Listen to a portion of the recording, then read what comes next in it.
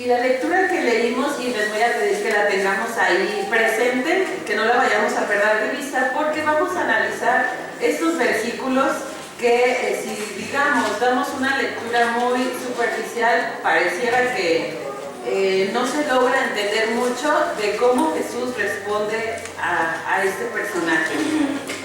El título de esta mañana del tema es Caminando con Jesús. Hace una semana me parece lo anunciaron con este título y es Caminando con Jesús, y quisiera empezar haciéndoles una pregunta a cada uno y es reflexiva, no es necesario que la contesten.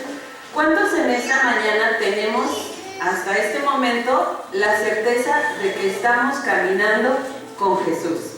Amén. Amén, ¿verdad? Si tenemos la plena certeza, qué bueno, y quiere decir que vamos por el camino correcto. Si por ahí surgen dudas de si estoy haciendo lo correcto, si no, si estoy batallando, entonces la reflexión nos va a invitar a analizar en qué punto de nuestra vida cristiana nos encontramos. Si nos remontamos a la época de Cristo, ¿quién fue quien literalmente estuvo caminando con Jesús?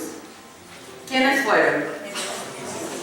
Literal, sus discípulos, ¿correcto? Por el periodo de tiempo que Jesús estuvo en esta tierra, los seguidores fueron sus discípulos. Ellos caminaron con Jesús, y al referirme al caminar con Jesús, por ende, tenemos que hablar del discipulado, justo lo que se relaciona con caminar de la mano de Jesús. ¿Y qué es el discipulado? No sé si aquí quisiera que me compartieran algunas de sus ideas o definiciones de qué se entiende por la palabra discipulado, o qué es ser un discípulo o discípula. Un alumno. Un alumno, ajá. Estar al servicio de un seguidor de Cristo. Servicio, un seguidor de Jesús, ¿qué más? Un aprendiz, correcto. Si digamos, analizamos así de manera muy sencilla el concepto discípulo, podemos encontrar una definición práctica que dice persona que recibe enseñanza de un maestro, justo como nos comentaba el hermano Fernando, un aprendiz. Dice, y que sigue sus estudios ya sea en una escuela o que va de la mano con una persona. Y en el tiempo de Jesús, los discípulos eran sus aprendices, y en todo momento, en cada circunstancia, Jesús les estaba lanzando enseñanzas por medio de las experiencias que iban teniendo. Jesús siempre tenía una enseñanza para sus discípulos. Pero aún así, en todo ese trayecto de tiempo que los discípulos estuvieron caminando con Jesús, hubo muchas cosas que ellos no lograron comprender, y lo vemos reflejado en la palabra, en los evangelios. Hubo muchos momentos en que los discípulos como que tenían otro concepto diferente de la misión que tenía Jesús aquí en la tierra. Y si ubicamos nuestras citas de Lucas 9, 57, si sus Biblias tienen, antes de esos versículos que leímos, tienen subtítulos, vamos a encontrarnos dos subtítulos importantes que son, que nos sirven para retomar la reflexión de esta mañana. ¿Qué subtítulos nos encontramos antes de la cita que leímos? Jesús vino a salvar. Ajá. Viene otra que dice ¿quién es el mayor? O en mi Biblia, en la versión de mi Biblia, viene aquí el subtítulo de ¿quién es el mayor? Que se encuentra en el versículo 46, y en el 51 dice el subtítulo Jesús reprende a Santiago y a Juan. Entonces, antes del contexto de la cita que leímos, en el 46 se habla de cómo los discípulos estaban en una discusión de quién quería ser el mayor, quién iba a ser el mejor, y aquí podemos ver que los discípulos no estaban entendiendo el objeto principal de que Jesús estuviera en esta tierra.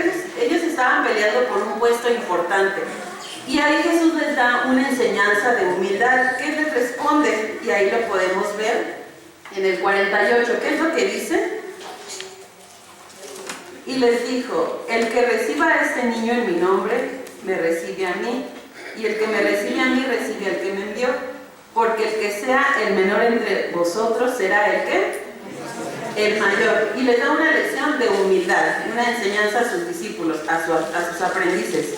Y enseguida nos encontramos con el subtítulo de Jesús reprende a Santiago y a Juan. ¿Por qué los reprendió en este contexto de estos versículos? Si lo podemos revisar ahí, ¿cuál fue el motivo de la reprensión que tuvo Jesús hacia ellos? Tenían que Si quería Jesús, ellos hacían que descendiera fuego. Ajá. ¿Por qué pidieron que descendiera fuego del cielo para esas personas? Ajá, exactamente. Jesús los manda a buscar una posada, se niegan a darle y ellos con ese carácter explosivo o enérgico le piden la autorización a Jesús. ¿Para qué? Para que descienda fuego. Y nuevamente Jesús les da una lección y les aclara que Él no vino a destruir, Él vino a salvar. Y entonces son destellos que reflejan que los discípulos no lograban comprender del todo lo que implicaba ser un seguidor o la misión de Cristo. Y entonces, ya contextualizando, caemos en el versículo 57 y la historia continúa. Y dice que iban por el camino y salió un hombre. ¿Y este hombre qué le dijo a Jesús? Que fue la cita que el pastor nos apoyó a leer. ¿Qué le dijo a ese hombre? Yo te seguiré donde quiera que vayas. ¿Y cuál es la respuesta de Jesús? Ajá. Y le dice, pero el Hijo del Hombre no tiene dónde recostar su cabeza. ¿Qué quiso decir Jesús con esto? Qué respuesta tan extraña, ¿no? Se pudiera decir, digamos, si lo traemos muy humanamente, pues qué grosero, qué falta de respeto. Pero sabemos que en los versículos o en las historias de la Biblia siempre tenemos que analizar el contexto, quién lo escribe, por qué lo está diciendo y en particular las cosas que decía Jesús o las respuestas que daba siempre traían algo más de fondo, más hacia allá, que hay que analizar más a profundidad. Y a partir de estos versículos que leímos en nuestra cita bíblica, vamos a encontrar tres personajes, y a partir de estos tres personajes o seguidores, o que querían seguir a Cristo, vamos a sacar tres aspectos importantes del discipulado. El primero lo vamos a encontrar en esta cita que acabamos de leer, que la respuesta que Jesús le da: las uvas tienen cuevas y las aves del cielo nidos, pero el Hijo del Hombre no tiene dónde reclinar su cabeza. Aquí Jesús, si se analiza más a profundo la respuesta, él había detectado que este hombre había actuado por impulsividad, quería seguirlo, sin embargo, no tenía una noción completa de lo que implicaba ser seguidor de Cristo. ¿Y por qué le da esta respuesta? Precisamente para referirle que, digamos, si este hombre se acercaba por interés, o sea, Jesús le estaba dando a entender que iba a haber una implicación, que iba a haber un costo por seguir a Cristo. Y vamos a sacar nuestro primer aspecto importante a resaltar: el costo del discipulado. ¿Cuál es el costo de ser un discípulo de Cristo? Sabemos que la salvación no tiene costo, que Cristo pagó, Cristo murió en la cruz y que es gratuita para todos nosotros. ¿Qué es lo que tenemos que hacer únicamente nosotros? Aceptarla, aceptar ese plan de salvación, ese sacrificio. Para nosotros no nos costó. Sin embargo, el aceptar a Cristo, el costo del discipulado, de caminar con Cristo, conlleva una responsabilidad, conlleva un compromiso. Y este compromiso es renunciar al yo. Estamos dispuestos a renunciar al yo para ser discípulos de Cristo. Eso era lo que Jesús le quería dar a entender a este hombre, que el ser discípulo iba a tener un costo. Y si revisamos la historia, tanto la bíblica como la contemporánea, por así decirlo, vemos que hubo muchos personajes que pagaron un costo por defender su vida, por defender su fe, y que estuvieron dispuestos a dar su vida por defender esas convicciones. Bíblicamente, ¿quiénes dieron su vida por defender su fe? ¿Qué personajes podemos recordar? Pablo, que es uno de ellos. Esteban, ajá. ¿Quién más? Ajá. Pedro, encontramos a varios personajes que estuvieron dispuestos a dar su vida. Y en la época posterior a Cristo, después de que muere y resucita, conocemos que hubo millones de mártires. Leyendo por ahí una estadística, aproximadamente se mencionan 43 millones, que es un estimado de mártires que ha habido por defender la fe. Recordamos a los valdenses, que forma parte de nuestra historia denominacional. Recordamos a los personajes de la Edad Media, de la Reforma. ¿Qué nombres recordamos de la Reforma que fueron mártires por defender su fe? Wycliffe, Juan Hus, ¿quién más? Martín Lutero, Jerónimo, y así se pueden mencionar muchísimos personajes que por sus convicciones estuvieron dispuestos a pagar ese costo de ser sus discípulos. En particular, en el régimen nazi, estamos hablando de la Segunda Guerra Mundial, la historia habla de un personaje, está un poco complicado mencionar el nombre, pero es Dietrich Bonhoeffer, de origen alemán. Él fue un pastor luterano. Él en su tiempo estaba totalmente en contra del régimen de Hitler y de que la política se hubiera metido a la iglesia. Por ahí se había secularizado mucho. Entonces él era un opositor rotundo a todo lo que se estaba viviendo en ese tiempo. Y si por ahí después tenemos tiempo de buscarlo, está muy interesante la historia de él y de lo que escribe. Él fue apresado y escribió cartas estando en prisión, un poco similar a la historia de Pablo. Y él escribe un libro que se llama precisamente así, El costo del discipulado, y así lo podemos encontrar en internet, que ahora se facilita la tecnología. Y él habla de un término que cuando yo estaba revisando este término se me hizo un tanto fuerte, pero analizándolo me impactó mucho en lo personal. Él habla de un término que denomina gracia barata. ¿Y a qué le llama él gracia barata? Él dice que es aquella que no demanda nada de nosotros, que exige salvación, pero sin ningún compromiso. Eso es a lo que él le llama gracia barata. ¿Qué es lo que demanda Cristo de nosotros? ¿O qué tenemos que hacer para ser discípulos? Y aquí podemos rescatar la obediencia a su ley. Vamos a revisar Lucas 9, 23 al 25, ¿qué nos dice acerca o relacionado a lo que estoy mencionando? Si alguien me ayuda, por favor, a revisarlo. Lucas 9, 23 al 25. Con voz fuerte y audible, si alguien me apoya. Lucas y decía a todos, si alguno quiere venir en pos de mí, niéguese a sí mismo, tome su cruz cada día y sígame. Todo el que quiera salvar su vida la perderá, y todo aquel que pierda su vida por causa de mí, éste la salvará.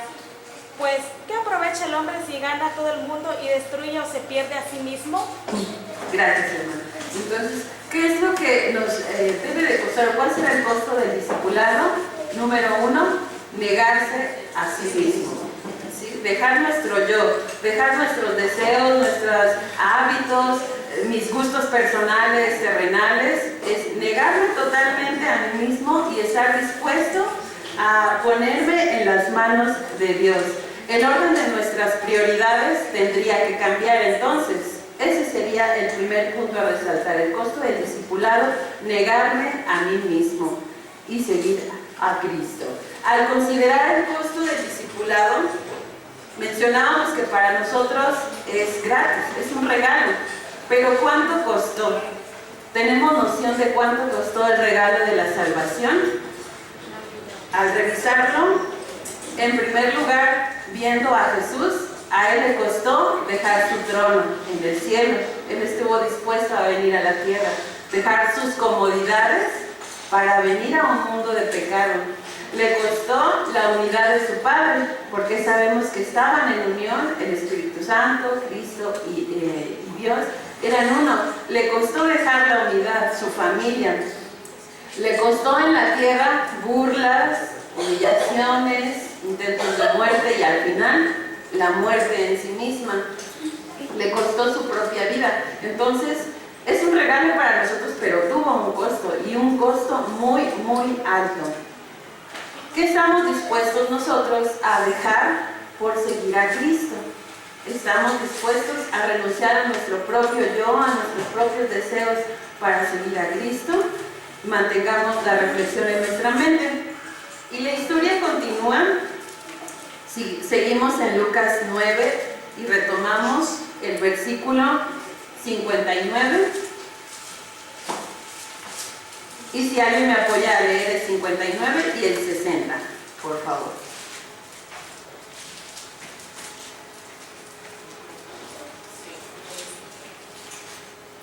Lucas 9, 59 y 60, alguien que me apoye en la lectura. Y dijo a otro, sígueme. Y él dijo, Señor, déjame que primero vaya y entierre a mi padre. Y Jesús le dijo, deja a los muertos que entierren a sus muertos, y tú ve y anuncia el reino de Dios. Amén, gracias, hermano. Aquí, a diferencia del primer personaje, que este personaje sale y se invita a él mismo, a diferencia, aquí Jesús le está haciendo una invitación en particular a este personaje y él le responde, digamos, llamarlo excusa, no sé si sea el término, pero al final de cuentas le da un motivo para no seguirlo de inmediato. ¿Cuál era el motivo? Estaba de luto, ¿no? Y es, digamos que era muy válido. ¿Tiene de malo atender a la familia en un momento así? ¿Tiene algo de malo? No, ¿verdad? Sin embargo, el punto a resaltar, o igual analizando en profundidad la enseñanza espiritual que esto nos da, implicaba o nos quería decir que este hombre todavía tenía pendientes, por muy válidos que fueran, pero todavía tenía pendientes y estaba retardando la respuesta o estaba retardando la invitación que Jesús le estaba haciendo. Jesús le está invitando y espérame tantito, ahorita te sigo, pero permíteme terminar con estas actividades. La consecuencia, y vamos al segundo punto a resaltar, la consecuencia del discipulado, ser discípulos, es obedecer al llamado de Dios, obedecer su ley. Podemos creer tal vez en medio de todo el ajetreo de la vida o en nuestra vida cristiana, podemos creer o llegar a creer que estamos en el camino correcto, que estamos atendiendo ese llamado. Sin embargo, podemos confundirnos y podemos pensar que lo hacemos cuando en realidad no lo estamos haciendo. A lo mejor le estamos dando prioridad a algo antes que a Cristo. Este hombre le estaba dando prioridad antes a su familia, a su responsabilidad, antes que atender el llamado. Los voy a invitar, sin perder Lucas 9, a revisar otra historia que se encuentra en Mateo 19, 16 al 22.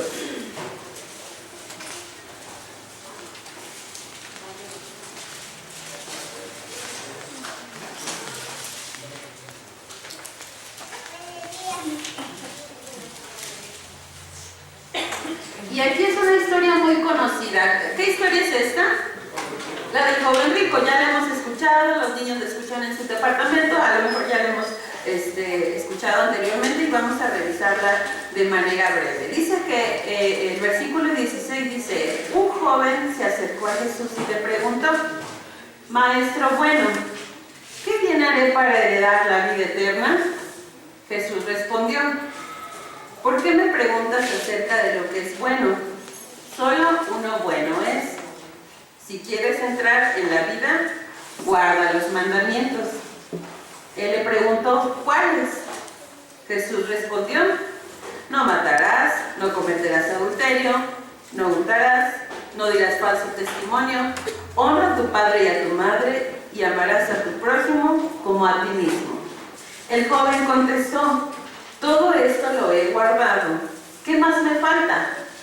Jesús le dijo, si quieres ser perfecto, anda, vende lo que tienes, dalo a los pobres y tendrás tesoros en el cielo, y ven y sígueme. ¿Y qué le respondió este joven? ¿Cuál fue su respuesta? Se fue triste. Al oír esta palabra, el joven se fue triste porque tenía muchas posesiones. Y en el deseo de todas las gentes, capítulo 57, la hermana Elena de White nos da una amplia explicación de este joven. Nos menciona que este joven tenía muchas posesiones. Era un gobernante, ocupaba un buen puesto en la sociedad en ese momento. Y él era religioso. Él acataba, como se acababa de leer, había obedecido los mandamientos. Sin embargo, en los mandamientos que se mencionan hay una característica en particular y no sé si la detectaron. ¿Qué mandamientos se mencionan? ¿Cuáles? Ajá. Le mencioné mencionó el decálogo completo, están completos. ¿Cuáles faltan? Los que se dedican al trabajo. Exactamente. Si nos fijamos, los mandamientos que menciona aquí solamente son de la responsabilidad del hombre hacia el hombre, no están los relacionados a Dios, y era ahí donde radicaba el problema que tenía este joven. Él con toda honestidad se acercó a Jesús, él deseaba en su corazón ser un verdadero discípulo. Sin embargo, le faltaba algo, le faltaba el amor total a Dios. Él estaba poniendo en primer lugar o como prioridades sus riquezas. Dice la hermana Elena de White que él confiaba o tenía en alta estima su propia justicia. Y a pesar de que él trataba de llevar los mandamientos tal cual, él sentía que le faltaba algo, sentía un vacío. No estaba completo, es por eso que se le acerca a Jesús y le hace la pregunta, para buscar ese vacío que a él le faltaba. Y cuando Jesús le da esta respuesta, el joven, dice el espíritu de profecía, que el joven comprendió lo que Jesús quería decir. Sin embargo, le entristeció porque él no estaba dispuesto a dejar esas posiciones o a modificar esa forma de pensar. Él no estaba dispuesto a renunciar a lo que era. Por eso es que se fue triste. Y reafirma la hermana Elena de White que si el joven hubiera entendido o hubiera captado todo la maravillosa invitación que le estaba haciendo Jesús de deja tus posesiones y sígueme, dice que si él hubiera aceptado, él hubiera sido uno de los discípulos de Cristo, pero el joven no aceptó. ¿Cuál es el costo del discipulado? ¿A qué estamos dando prioridad nosotros? ¿Creemos que estamos bien o a lo mejor cumplimos las normas, los estándares tanto sociales, yo creo, o las normas de la iglesia? A lo mejor llevamos mucho tiempo en la iglesia y tratamos de cumplir con todo, asistir a las reuniones o cumplir con la normatividad.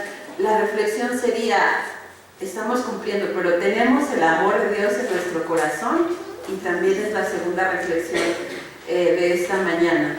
¿Estamos obedeciendo su ley completa o creemos que solamente estamos obedeciendo a algunos mandatos y estamos dejando el amor a Dios? Justo lo que pasaba con los fariseos en el tiempo que Jesús estuvo en la tierra. Ellos creían que estábamos llevando todo tal cual, todo tan recto conforme a la ley. Sin embargo, habían olvidado lo más importante, que era el amor de Dios en su corazón. Y vamos, la historia sigue. En el versículo 61 y 62, que son los últimos versículos de esta cita bíblica, y vemos a un tercer personaje. El primero se había invitado solo, por así decirlo, y Jesús le da una respuesta. El segundo le hace la invitación, pero él le dice, espérame. Y el tercero es algo muy similar al segundo. El 61 y 62, ¿qué dice? Y si me apoya nuevamente alguien a leerlo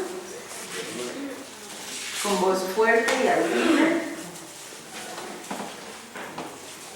Entonces también dijo otro, te seguiré, Señor, pero déjame que me despida primero de los que están en mi casa. Y Jesús le dijo, ninguno que poniendo su mano en el arado mira hacia atrás es apto para el reino. Gracias, hermano. Entonces, este personaje, nuevamente Jesús le hace la invitación, pero él ¿qué le responde? Dice, bueno, sí te sigo, pero primero voy a despedirme de mi familia. Y si lo tomamos igual, en nuestra mente humana decimos, bueno, pues ¿qué tiene de malo despedirse de la familia? ¿Acaso tiene de malo que yo quiera decirle las últimas palabras? Entonces ya no tiene nada de malo. Debemos amar a nuestra familia, debemos ponerle atención a nuestra familia. Sin embargo, el punto a resaltar aquí es nuevamente eso. Esta persona, el comentario bíblico también explica un poco más que probablemente ese ir a despedirme de mi familia iba a implicar que se iba a tardar, iba a hacer los preparativos, iba a despedir de la familia, o que probablemente la familia lo iba a convencer de que no se fuera, porque así es nuestra familia. Si nos vamos a otro lugar, por mucho tiempo puede decirnos, no te vayas, te vamos a extrañar, mejor quédate. Entonces, bajo esa noción o ese contexto de que lo que podía pasar posiblemente, Jesús le da otra respuesta. Y cabe mencionar que en esta etapa Jesús ya estaba llegando al fin de su discipulado. no había tiempo para que este hombre, digamos, hiciera todos sus pendientes y entonces siguiera a Jesús. O sea, el tiempo apremiado. Entonces le responde Jesús: ninguno que pone su mano al arado y mira hacia atrás es apto para el reino de Dios. ¿Qué quería decir Jesús con esto? Si nosotros estamos haciendo una actividad, digamos, que requiera mano de obra, ya sea o cocinar o alguna actividad de herrería, o trabajos riesgosos, si descuidamos eso que estamos haciendo, ¿nos saldrá bien? O digamos, yo pensé, no, pues puede ocurrir un accidente, si me distraigo sucede un accidente. Es algo similar a esta comparación que hace Jesús. Dice que al arar, yo no sé del campo, pero él dice que quien ponga el arado y mira hacia atrás, o sea, se desconcentra de lo que está haciendo, dice que no es apto para el reino de Dios. Trasladándolo a nuestra vida cristiana, cualquiera que querramos o que creemos estar yendo sobre el camino a un lado de Cristo, si vemos hacia atrás o si nos distraemos de nuestro objetivo principal, que es el cielo, ¿qué pasa? Dice, no eres apto entonces para el reino de Dios. Si no estás concentrado, si tu vista no está fijada en Cristo, si no está fijada en el trono celestial, en su segunda venida, si te distraes, no eres apto entonces. Debe estar nuestra atención y nuestra concentración en la vida eterna. El versículo muy conocido de Mateo 6:33, que nos dice: buscar primeramente el reino de Dios y su justicia. ¿Y qué cosa? Todo lo demás será añadido. Y aquí vamos a nuestro tercer punto y último de la reflexión de esta mañana: el llamado. El primero era el costo, renunciar al yo. El segundo era las consecuencias, que era como consecuencia obedecer su ley. Y por último, el llamado al discipulado. Dios nos hace un llamado, así como le hizo a estos hombres, un llamado en particular. Nos está llamando diariamente a que le sigamos, a que acudamos a Él, a que aceptemos el mensaje de la salvación. El llamado de Cristo no deja lugar para la indecisión, como con estos hombres. Sí te sigo, pero espérame un momento, deja arreglo unas cosas de mi vida y entonces ya te sigo. O sí lo quiero, pero es que me cuesta mucho trabajo dejar esto que a mí me gusta, dedicarte tiempo, tengo mucho trabajo, no tengo tiempo para orar, no tengo tiempo para estudiar. Entonces, el llamado de Cristo no debe de dejar lugar para la indecisión. Nos demanda una respuesta inmediata. Así como le hicieron los apóstoles. Cuando Jesús llamó a sus discípulos, ¿qué hicieron ellos, los que estaban en la barca o con sus redes? ¿Qué dice la Biblia que hicieron? Dice que lo dejaron todo y siguieron de inmediato a Jesús. Así es la respuesta que Cristo quiere de nosotros. Nos está llamando y Él quiere que sea una respuesta inmediata, pero no solo por emoción, como el primer hombre que se mencionaba aquí, sino con la plena conciencia de lo que va a implicar, de mi responsabilidad y compromiso que voy a adquirir al seguir a Cristo, que es obedecer su ley, negarme a mí mismo, dejar mi propio yo, mis comodidades, mis gustos, mis placeres terrenales. Implica dejar todo eso y atender el llamado que me está haciendo Cristo cada día para caminar con Él. Los discípulos, mencionábamos en un inicio, que tardaron en comprender muchas cosas de lo que Jesús les quería decir, pero al final de cuentas lo hicieron, y podemos verlo en el Pentecostés, cuando el Espíritu Santo es derramado a cada uno de los que estaban en el lugar, y entonces se confirmó y empezaron a predicar y empezaron a tener una experiencia verdadera con Cristo. Terminaron de entender lo que tanto Jesús les quería enseñar durante el tiempo que estuvo, y ahí terminaron de entender, y ellos realizaron estas tres cosas que mencionamos. Dejaron todo para seguir a Cristo, el costo. Experimentaron una desconfianza en sí mismos, o sea, no creyeron en sí mismos, sino que se dedicaron a poner todo en las manos de Dios y decidieron obedecer su ley, las consecuencias del discipulado. Y por último, por fe, aceptaron la promesa del Espíritu Santo, que al final de cuentas fue derramado en ellos. Aceptaron el llamado y estuvieron dispuestos a seguir de la mano de Dios. Y yo quisiera terminar con 3 preguntas reflexivas, como las que también habíamos tenido hace un momento, para cada uno de nosotros. ¿Qué comodidades o posesiones o relaciones estamos poniendo delante de Dios? Y es una reflexión muy personal, en dado caso que las estemos poniendo. Segunda, ¿estoy dispuesto a dejar mis comodidades y sacrificarlo todo para seguir a Cristo, para caminar con Él y ser su discípulo? Y número 3, ¿de quién estoy dependiendo?